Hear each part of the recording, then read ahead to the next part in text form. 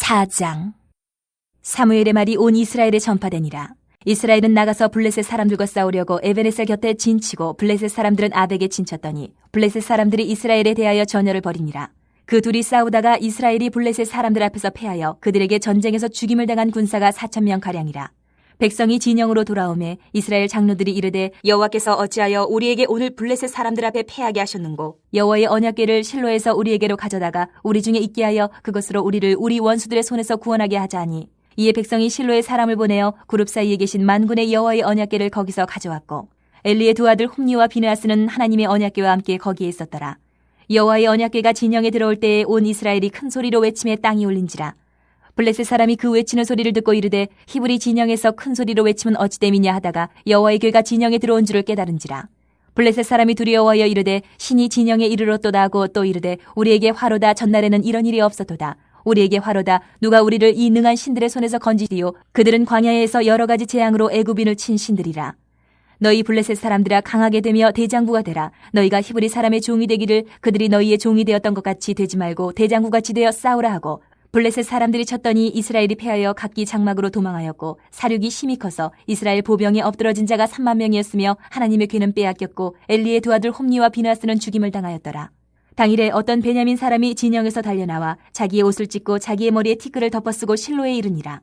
그가 이럴 때는 엘리가 길 옆 자기의 의자에 앉아 기다리며 그의 마음이 하나님의 궤로 말미암아 떨릴 즈음이라. 그 사람이 성읍에 들어오며 알림에 온 성읍이 부르짖는지라. 엘리가 그 부르짖는 소리를 듣고 이르되 이 떠드는 소리는 어찌 됨이냐? 그 사람이 빨리 가서 엘리에게 말하니 그때 엘리의 나이가 98세라. 그의 눈이 어두워서 보지 못하더라. 그 사람이 엘리에게 말하되 나는 진중에서 나온 자라. 내가 오늘 진중에서 도망하여 왔나이다. 엘리가 이르되 내 아들아, 일이 어떻게 되었느냐? 소식을 전하는 자가 대답하여 이르되 이스라엘이 블레셋 사람들 앞에서 도망하였고 백성 중에는 큰 살육이 있었고 당신의 두 아들 홈니와 비느하스도 죽임을 당하였고 하나님의 궤는 빼앗겼나이다. 하나님의 궤를 말할 때에 엘리가 자기 의자에서 뒤로 넘어져 문 곁에서 목이 부러져 죽었으니 나이가 많고 비대한 까닭이라. 그가 이스라엘의 사사가 된 지 40년이었더라. 그의 며느리인 비느하스의 아내가 임신하여 해산 때가 가까웠더니 하나님의 궤를 빼앗긴 것과 그의 시아버지와 남편이 죽은 소식을 듣고 갑자기 아파서 몸을 굽으려 해산하고, 죽어갈 때에 곁에 서 있던 여인들이 그에게 이르되 두려워하지 말라, 내가 아들을 낳았다 하되, 그가 대답하지도 아니하며 관념하지도 아니하고 이르기를 영광이 이스라엘에서 떠났다 하고 아이 이름을 이가봇이라 하였으니 하나님의 궤가 빼앗겼고 그의 시아버지와 남편이 죽었기 때문이며, 또 이르기를 하나님의 궤를 빼앗겼으므로. 5장. 블레셋 사람들이 하나님의 궤를 빼앗아 가지고 에베네셀에서부터 아스돗에 이르니라. 블레셋 사람들이 하나님의 궤를 가지고 다곤의 신전에 들어가서 다곤 곁에 두었더니 아스돗 사람들이 이튿날 일찍 일어나 본즉 다곤이 여호와의 궤 앞에서 엎드려져 그 얼굴이 땅에 닿았는지라. 그들이 다곤을 일으켜 다시 그 자리에 세웠더니 그 이튿날 아침에 그들이 일찍 일어나 본즉 다곤이 여호와의 궤 앞에서 또다시 엎드려져 얼굴이 땅에 닿았고 그 머리와 두 손목은 끊어져 문지망에 있고 다곤의 몸뚱이만 남았더라. 그러므로 다곤의 제사장들이나 다곤의 신전에 들어가는 자는 오늘까지 아스돗에 있는 다곤의 문지망을 밟지 아니하더라. 여호와의 손이 아스돗 사람에게 엄중히 더하사 독한 종기의 재앙으로 아스돗과 그 지역을 쳐서 망하게 하니, 아스돗 사람들이 이를 보고 이르되 이스라엘 신의 궤를 우리와 함께 있지 못하게 할지라. 그의 손이 우리와 우리 신 다곤을 친다 하고, 이에 사람을 보내어 블레셋 사람들의 모든 방백을 모으고 이르되 우리가 이스라엘 신의 궤를 어찌하랴 하니, 그들이 대답하되 이스라엘 신의 궤를 가드로 옮겨가라 하므로 이스라엘 신의 궤를 옮겨갔더니, 그것을 옮겨간 후에 여호와의 손이 심히 큰 환란을 그 성읍에 더하사 성읍 사람들의 작은 자와 큰 자를 다쳐서 독한 종괴가 나게 하신지라. 이에 그들이 하나님의 궤를 에그론으로 보내니라. 하나님의 궤가 에그론에 이른즉 에그론 사람이 부르짖어 이르되 그들이 이스라엘 신의 궤를 우리에게로 가져다가 우리와 우리 백성을 죽이려 한다 하고, 이에 사람을 보내어 블레셋 모든 방백을 모으고 이르되 이스라엘 신의 궤를 보내어 그 있던 곳으로 돌아가게 하고 우리와 우리 백성이 죽임당함을 면하게 하자 하니, 이는 온 성읍이 사망의 환란을 당함이라. 거기서 하나님의 손이 엄중하심으로 죽지 아니한 사람들은 독한 종기로 치심을 당해 성읍의 부르짖음이 하늘에 사무쳤더라. 6장. 여호와의 궤가 블레셋 사람들의 지방에 있은 지 7달이라. 블레셋 사람들이 제사장들과 복술자들을 불러서 이르되 우리가 여호와의 궤를 어떻게 할까? 그것을 어떻게 그 있던 곳으로 보낼 것인지 우리에게 가르치라. 그들이 이르되 이스라엘 신의 궤를 보내려거든 거저 보내지 말고 그에게 속건제를 드려야 할지니라. 그리하면 병도 낫고 그의 손을 너희에게서 옮기지 아니하는 이유도 알리라 하니, 그들이 이르되 무엇으로 그에게 드릴 속건제를 삼을까 하니, 이르되 블레셋 사람의 방백의 수요대로 금 독종 5과 금쥐 5마리라야 하니 너희와 너희 통치자에게 내린 재앙이 같음이니라. 그러므로 너희는 너희의 독한 종기의 형상과 땅을 해롭게 하는 쥐의 형상을 만들어 이스라엘 신께 영광을 돌리라. 그가 혹 그의 손을 너희와 너희의 신들과 너희 땅에서 가볍게 하실까 하노라.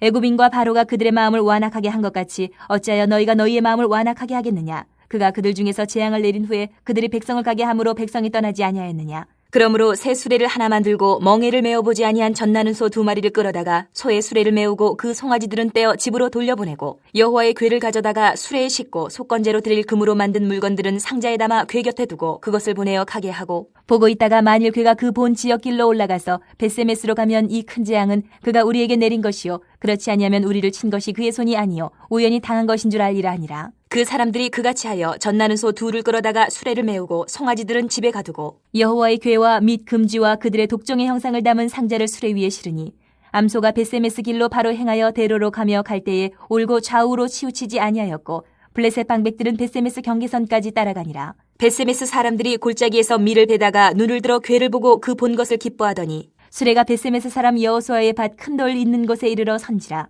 무리가 수레의 나무를 패고 그 암소들을 번제물로 여호와께 드리고 레위인은 여호와의 궤와 그 궤와 함께 있는 금봄을 담긴 상자를 내려다가 큰 돌 위에 두매 그날에 벳세메스 사람들이 여호와께 번제와 다른 제사를 드리니라. 블레셋 5방백이 이것을 보고 그날에 에그론으로 돌아갔더라.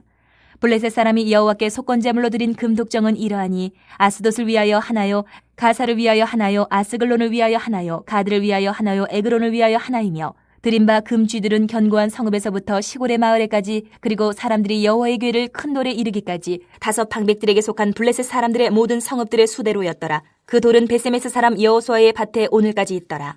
벳세메스 사람들이 여호와의 궤를 들여다본 까닭에 그들을 치사 5만 70명을 죽이신지라. 여호와께서 백성을 쳐서 크게 사륙하셨으므로 백성이 슬피 울었더라. 벳세메스 사람들이 이르되 이 거룩하신 하나님 여호와 앞에 누가 능히 서리요 그를 우리에게서 누구에게로 올라가시게 할까 하고 전령들을 기럇 여아림 주민에게 보내어 이르되 블레셋 사람들이 여호와의 궤를 도로 가져왔으니 너희는 내려와서 그것을 너희에게로 옮겨가라. 7장. 기럇 여아림 사람들이 와서 여호와의 궤를 옮겨 산에 사는 아비나답의 집에 들여놓고 그의 아들 엘리아사를 거룩하게 구별하여 여호와의 궤를 지키게 하였더니 궤가 기럇 여아림에 들어간 날부터 20년 동안 오래 있은지라. 이스라엘 온 족속이 여호와를 사모하니라. 사무엘이 이스라엘 온 족속에게 말하여 이르되 만일 너희가 전심으로 여호와께 돌아오려거든 이방신들과 아스타롯을 너희 중에서 제거하고 너희 마음을 여호와께로 향하여 그만을 섬기라. 그리하면 너희를 블레셋 사람의 손에서 건져내시리라. 이에 이스라엘 자손이 바알들과 아스타롯을 제거하고 여호와만 섬기니라. 사무엘이 이르되 온 이스라엘은 미스바로 모이라. 내가 너희를 위하여 여호와께 기도하리라 하매 그들이 미스바에 모여 물을 길어 여호와 앞에 붓고 그날 종일 금식하고 거기에서 이르되 우리가 여호와께 범죄하였나이다 하니라. 사무엘이 미스바에서 이스라엘 자손을 다스리니라. 이스라엘 자손이 미스바에 모였다 함을 블레셋 사람들이 듣고 그들의 방백들이 이스라엘을 치러 올라온지라. 이스라엘 자손들이 듣고 블레셋 사람들을 두려워하여 이스라엘 자손이 사무엘에게 이르되 당신은 우리를 위하여 우리 하나님 여호와께 쉬지 말고 부르짖어 우리를 블레셋 사람들의 손에서 구원하시게 하소서 하니 사무엘이 젖먹는 어린 양 하나를 가져다가 온전한 번제를 여호와께 드리고 이스라엘을 위하여 여호와께 부르짖음에 여호와께서 응답하셨더라.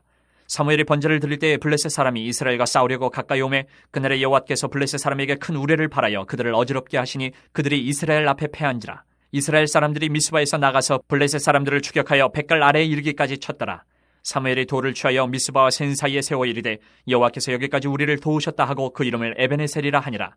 이에 블레셋 사람들이 굴복하여 다시는 이스라엘 지역 안에 들어오지 못하였으며 여호와의 손이 사무엘이 사는 날 동안에 블레셋 사람을 막으심에 블레셋 사람들이 이스라엘에게서 빼앗았던 성읍이 에그론부터 가드까지 이스라엘에게 회복되니 이스라엘이 그 사방 지역을 블레셋 사람들의 손에서 도로 찾았고 또 이스라엘과 아모리 사람 사이에 평화가 있었더라. 사무엘이 사는 날 동안에 이스라엘을 다스렸을 때 해마다 베델과 길갈과 미스바로 순회하여 그 모든 곳에서 이스라엘을 다스렸고 라마로 돌아왔으니 이는 거기에 자기 집이 있음이니라.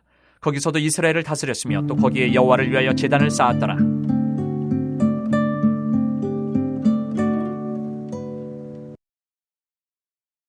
지난 화요일에서도 언급된 것처럼 사무엘서는 원래 사무엘 상하가 아닌 한 권의 책입니다. 사무엘상은 31장으로 사무엘 하는 24장으로 총 55장으로 구성되어 있습니다. 이 사무엘서에서 등장하는 핵심 인물은 사무엘, 사울, 다윗입니다.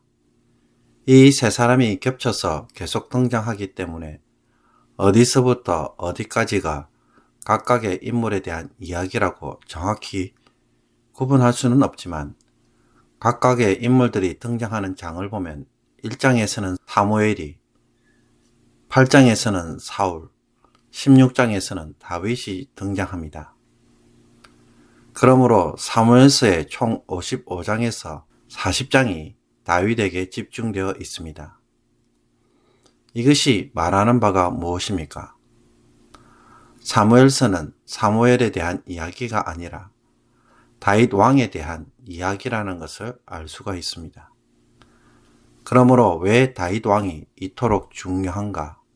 라는 질문으로 사무엘서를 읽어야 합니다.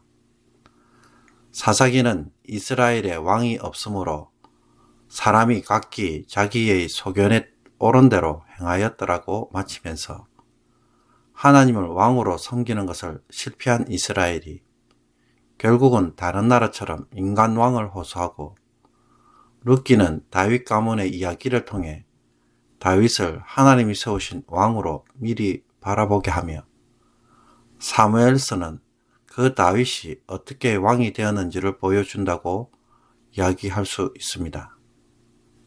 그리고 사무엘하는 다윗 왕이 어떻게 통치하였는지 그 업적을 소개하는 것입니다. 이런 점에서 사무엘서는 이스라엘에 어떻게 왕정 제도가 나타나게 되었는지를 보여주고 이 전환점에 사무엘이 중요한 역할을 합니다. 그리고 세상 나라와 같은 왕정 제도가 아닌 하나님이 원하시는 왕정 제도가 어떤 것인지 사울과 다윗의 비교를 통해 보여줍니다. 하나님이 원하시는 이상적인 왕은 다윗과 같은 왕입니다. 이 속에서 다윗은 이스라엘에게 주어진 약속의 땅을 완전히 정복하고 또 왕 아래 이스라엘의 각 지파에 연합을 이루어가는 것을 보여줍니다. 사무엘상 1장에서 7장까지는 왕정 시대로 넘어가기 전 마지막 사사 시대를 마지막 사사인 사무엘을 통해 보여주며 마무리하고 있습니다. 1장에서 3장까지는 엘리의 두 악한 아들을 대신하여 제사장으로 섬기게 될 것을 보여주며 동시에 이스라엘의 하나님의 말씀을 대변하는 선지자로 또 그들을 지도하는 사사로 사무엘이 부르심을 받는 것을 보여줍니다. 4장부터 7장까지는 사무엘이 사사로 본격적인 활동을 하던 때를 다룹니다. 4장을 보면 이스라엘이 블레셋과 전쟁을 하죠. 블레셋은 해변 지역에 살던 족속으로 아스돗, 아스글론, 에글론, 가드, 가사 이 5 성읍을 중심으로 거주하면서 삼손 때에 본격적으로 이스라엘과 충돌을 하고 사무엘서에서는 사울과 다윗이 주로 싸웠던 가나안 족속입니다. 이스라엘은 에벤에셀에서 블레셋은 아벡이라는 지역에 머물면서 진을 쳤는데 이 지역은 주요 교통로 중의 하나인 해변길이 지나가는 곳이어서 이 길에 대한 주도권을 잡고자 벌린 전쟁으로 보입니다. 그런데 사사기에서는 지파를 중심으로 사사가 지도자로 나서서 전쟁을 하는 반면에 사무엘서에서는 사무엘이 나서지 않고 또 이스라엘 지파 전체가 전쟁을 하는 모습을 보여줍니다. 그런데 이 전쟁에서 이스라엘 백성은 패하고 4,000명가량 죽습니다. 백성들이 패배하고 이스라엘 진영으로 돌아오자 장로들은 전쟁의 원인을 찾는 중에 자신들의 모습에서 찾고 회개하기보다는 여호와의 궤를 가져오면 자신들을 구원할 것이라고 판단합니다. 여호와의 궤는 하나님의 임재의 상징물이지 하나님 자신이 아닙니다. 그런데도 이런 판단을 한 것은 하나님에 대한 신앙의 본질을 버리고 언약궤 자체를 우상화하고 섬기고 있었다는 것을 보여줍니다. 이 언약궤를 아무나 이동시킬 수 없기에 엘리의 두 아들 홈니와 비나스가 이것을 담당했고 전쟁터에 가져왔을 것입니다. 언약궤를 가져오자 이스라엘 백성들은 큰 소리로 환호하고 땅이 울릴 지경이지만 블레셋은 두려움에 하로다라는 말을 반복하며 두려워합니다. 과거 애굽에서 행한 일을 알고 있었기 때문입니다. 이런 기대와 두려움과는 반대로 이스라엘은 전쟁에서 패배하고 블레셋은 승리합니다. 이번에는 살육이 심히 커서 3만 명이 죽었습니다. 그리고 하나님의 계획을 빼앗기는 초유의 사태를 맞이합니다. 하나님은 언약궤를 우상으로 섬기고 있었기에 이스라엘에게 경고를 주기 위해 일시적으로 하나님의 이름이 훼손되더라도 언약궤를 블레셋 손에 넘겨주시기로 한 것입니다.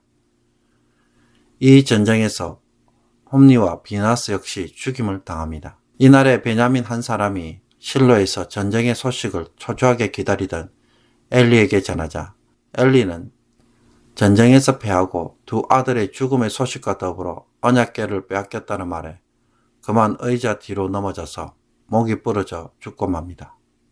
그리고 비느하스의 아내 역시 시아버지와 남편이 죽은 소식을 듣고 그 순간 해산의 진통을 느끼며 출산하다가 그만 죽고 맙니다. 이 일로 엘리 집에 내린 하나님의 예언이 성취됩니다. 5장에서 블레셋 땅으로 간 하나님의 궤는 아스돗에 있는 다곤 신전에 둡니다. 이것은 이스라엘의 하나님 여호와가 블레셋의 신 다곤에게 패배하여 포로가 되었다는 것을 보여주는 것입니다. 그러나 다음 날 아침에 다곤이 여호와의 궤 앞에 엎드려 그 얼굴이 땅에 닿았고 다시 일으켜 바로 세웠어도 그 다음 날에도 다시 얼굴이 땅에 닿고 머리와 두 손목은 끊어져 문주방에 있는 모습을 보여줍니다. 이것은 다곤이 하나님을 섬기는 종이라는 것과 문으로 도망가다가 도리어 죽음을 당한 것을 보여주는 것이라고 말할 수 있습니다. 그리고 여호와의 손이 아스돗 사람에게 독한 종기로 재앙을 내리기 시작하자 법궤를 가드로 옮깁니다. 그러나 그곳에서도 재앙이 임하자 이번에는 에그론으로 보냅니다. 이에 에그론 사람들은 자신들의 임할 재앙을 두려워하며 블레셋 방백들을 불러 법궤를 원래 있던 곳으로 돌려보내자고 제안합니다. 법궤가 블레셋 땅에 머문 지 7개월이 되었을 때 블레셋 사람들이 제사장들과 복술자들을 불러서 어떻게 돌려보낼지 묻자 그들은 속건제를 드려야 한다고 말합니다. 속건제는 여호와의 성물에 손실을 입힌 경우 그 손실을 입힌 것에 5분의 1을 더하여 배상하는 제도입니다. 블레셋 사람들이 레위기에서 말하는 속건제를 정확하게 알 수는 없지만 여호와의 거룩함을 훼손하였기에 하나님이 진노하고 재앙을 내리신 것으로 간주하고 있음을 보여줍니다. 그래서 블레셋 방백의 수요대로 금독종 5과 금지 5을 수레에 실어 보냅니다. 이들은 자신들에게 내려진 재앙을 과거 하나님이 애굽에 내린 재앙처럼 간주하고 새 수레에 법궤를 싣고 젖먹이 송아지가 있는 암소 2마리를 수레에 끌게 합니다. 송아지가 엄마를 부르는 소리를 들으면서도 간다면 이 모든 일은 우연이 아닌 하나님에 의해 이루어진 재앙이라는 것을 확인하고자 했던 것입니다. 법궤가 베스메스에 도착했고 그때는 밀을 추수하는 시기로 지금의 5월, 6월에 해당합니다. 베스메스 사람들은 법궤가 돌아온 것을 기뻐하며 제사를 드리고 축하 잔치를 가졌습니다. 하나님이 블레셋 신인 다곤을 이기고 선물로 전리품까지 챙겨 귀환을 한 것입니다. 그러나 베스메스에서 사람들이 여호와의 궤를 함부로 들여다봄으로써 그만 70명이 죽는 일이 일어납니다. 그 결과 기랏 여아림으로 보내어 아미나답의 집에 두었는데 그의 아들 엘리아사를 거룩하게 구별하여 지키게 합니다. 이들은 레위 가문 사람인 것으로 보입니다. 다윗이 옮기기 전까지 20년 동안 여호와의 법궤는 이곳에 머뭅니다. 법궤가 돌아오자 사무엘은 이스라엘이 진정으로 다른 신들을 버리고 여호와께 돌아오도록 촉구합니다. 당시에 바알과 여호와를 함께 섬기던 이스라엘 백성들로 하여금 오직 하나님만 섬기라는 것입니다. 이에 사무엘은 미스바에 다 모이게 하고 이스라엘을 위해 기도해 주겠다고 말합니다. 백성들의 죄를 위해 중보해 주겠다는 것입니다. 이때 이스라엘이 모두 모여 물을 길어 여호와 앞에 붓고 종일 금식하며 회개를 합니다. 물을 붓는 것은 물 마실 기회를 스스로 거절함으로 회개를 드러내고 슬픔의 표시로 요 앞에 물같이 마음을 쏟아붓는 것을 의미한다고 말할 수 있습니다. 그런데 이때 이스라엘 백성들이 무방비 상태임을 알고 블레셋 사람들이 쳐들어옵니다. 두려움에 빠진 이스라엘 자손들은 사무엘에게 우리 하나님 여호와께 기도해달라고 요청을 합니다. 이에 사무엘은 번제를 드리고 하나님께 기도를 드리자 하나님이 응답하셔서 큰 우레로 그들을 어지럽게 하여 도망을 가게 하시고 이스라엘 사람들이 그들을 뱃갈 아래에 이르기까지 쳐서 승리합니다. 미스바 사건을 통해 이스라엘 백성들은 전쟁은 하나님의 손에 있으며 하나님이 자신들의 구원자라는 사실을 분명히 깨닫게 되었습니다. 이에 사무엘은 하나님이 도우셨다는 것을 기념하기 위해 미스와와 센 사이에 큰 바위를 세우고 에벤에셀이라 이름을 짓습니다. 이 사건 이후로 사무엘이 사는 동안 블레셋과는 어떤 관계에 있었는지 짧게 요약을 하는데 사무엘이 사는 동안 하나님이 블레셋을 막아주셨다고 말합니다. 그리고 잃어버린 성읍들을 회복하고 아모리 사람들과도 평화롭게 지냈다고 말함으로써 사무엘이 평생 하나님을 신뢰하고 섬겼으며 하나님이 그의 기도에 응답하셨다는 것을 보여줍니다. 사무엘은 에브라임 지역의 베델과 길갈, 베냐민 지파의 미스바를 순회하며 그곳에서 이스라엘 자손들을 다스렸고 재판하였습니다.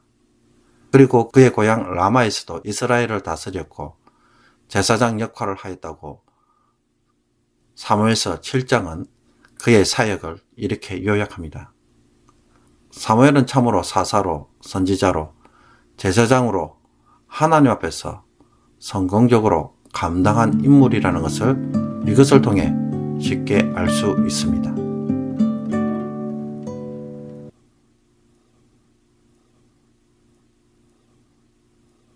오늘의 묵상 본문은 사무엘상 4장 1절에서 11절까지의 말씀입니다.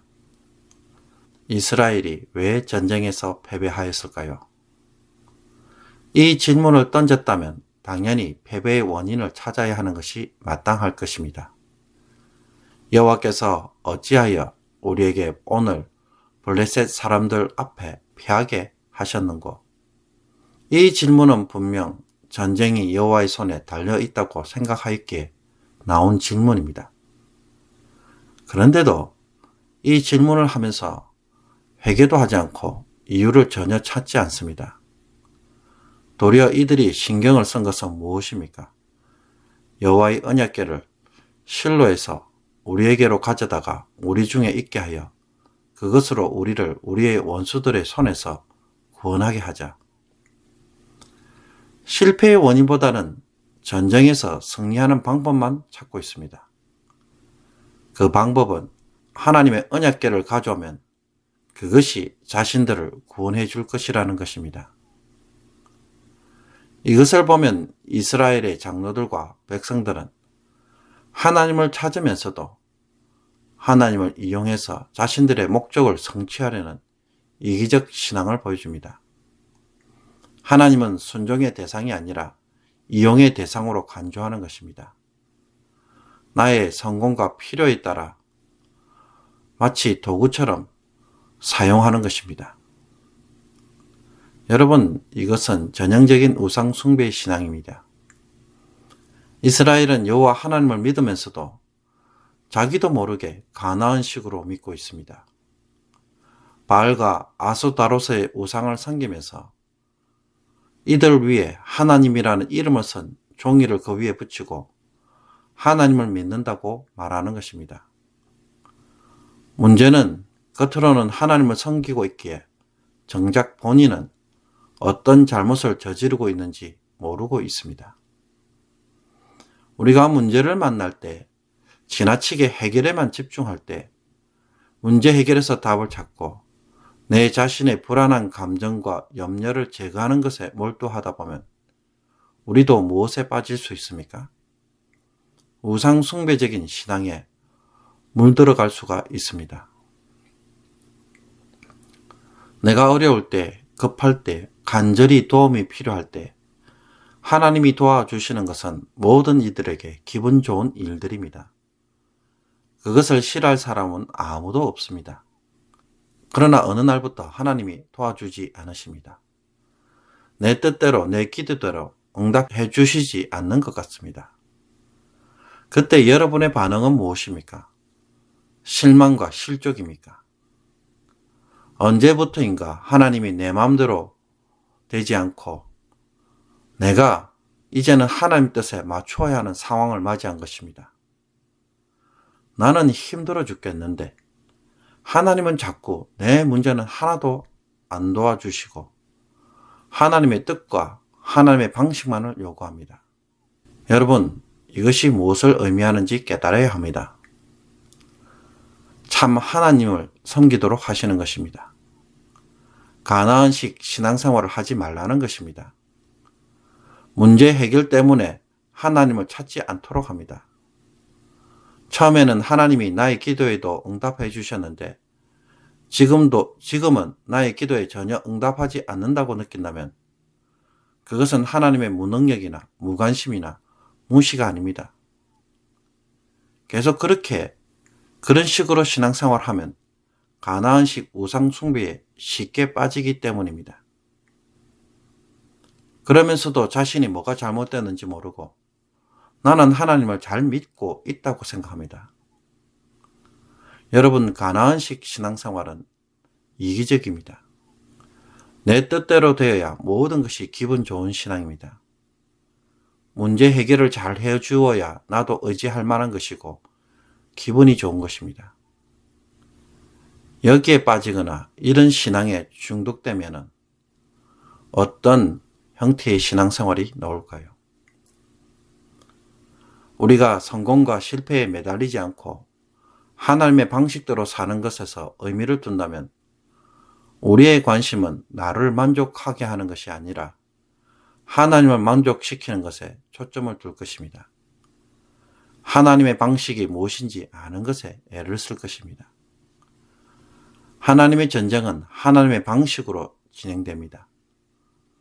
성도의 삶도 마찬가지죠. 사람의 능력으로 사는 것이 아니라 하나님의 능력으로 사는 것입니다. 수많은 사람들이 죽고 여호와의 계마저 빼앗겨서 하나님의 무능력과 부재를 경험하는 그 순간에 하나님의 언약궤는 블레셋의 신 다곤을 무너뜨리고 재앙을 통해 블레셋을 굴복시키며 승리하신 후 전리품으로 선물을 받고 이스라엘로 귀환하였습니다. 여기서 내가 할 일이 있나요? 아무것도 없죠. 그러니 집착하고 염려해서 될 일이 아닌 것입니다. 어쩌면 하나님을 끝까지 신뢰하고 기다리면서 이 선물을 받으라고 하는 것이 하나님의 방식입니다.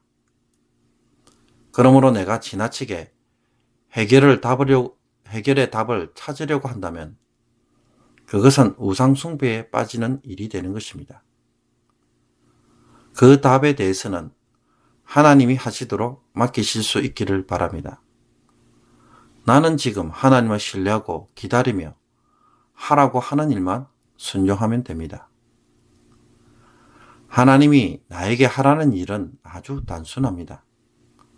하나님의 사람으로 오늘도 살아가라는 것입니다. 너무 쉬워 보이고 추상적입니까? 결코 그렇지 않습니다. 여호수아서 1장으로 한번 되돌아가 보십시오. 가나안 정복을 앞둔 여호수아에게 하나님은 이렇게 말씀하셨습니다. 이 율법책을 내 입에서 떠나지 말게 하며 주야로 그것을 묵상하여 그 안에 기록된 대로 다 지켜 행하라. 그리하면 내 길이 평탄하게 될 것이며 내가 형통하리라. 하나님이 여호수아로 고민하게 하고 추구하도록 하게 하는 것은 이것입니다. 이것이 얼마나 중요한지 오늘 묵상을 통해서 꼭 발견할 수 있기를 바랍니다. 나도 모르게 문제 해결에 지나치게 집착하면 하나님을 버리고 우상 숭배에 빠질 수 있다는 것을 결코 잊지 않기를 바랍니다. 기도드리겠습니다. 하나님 아버지, 경쟁 사회에서 매 순간 판단하고 결정하고 책임을 져야 하는 이 사회에 우리가 살아가기에 우리의 마음은 성공과 실패에 집착할 수밖에 없습니다. 성공할 수만 있다면 수단과 방법을 가리지 않고 신앙마저 타협하는 현실에서 압박받고 살아가는 성도들을 주께서 긍휼히 여겨주시고 용서하여 주옵소서. 오늘 말씀대로 실패를 해도 하나님의 사람으로 살아가는 것에 초점 맞출 수 있도록 다시 한번 용기를 주시고 그렇게 살아갈 때에 정말 하나님이 도우시는 것을 경험함으로 이제는 이 길을 걷는 것에 두려움이 없게 하여 주옵소서. 이런 문제를 만날 때마다 끝없이 똑같은 실수와 잘못을 범하고 후회와 재촉으로 절망하는 자가 아니라 이제는 한 번쯤 뛰어넘을 수 있는 성도가 되게 하여 주옵소서. 내가 여기에 모범이 되고 증거가 되고 성도들에게 간증하는 자가 되게 하여 주셔서 하나님의 살아계심을 증명할 수 있는 아름다운 성도의 삶이 되게 하여 주옵소서. 예수 그리스도의 이름으로 기도하옵나이다. 아멘.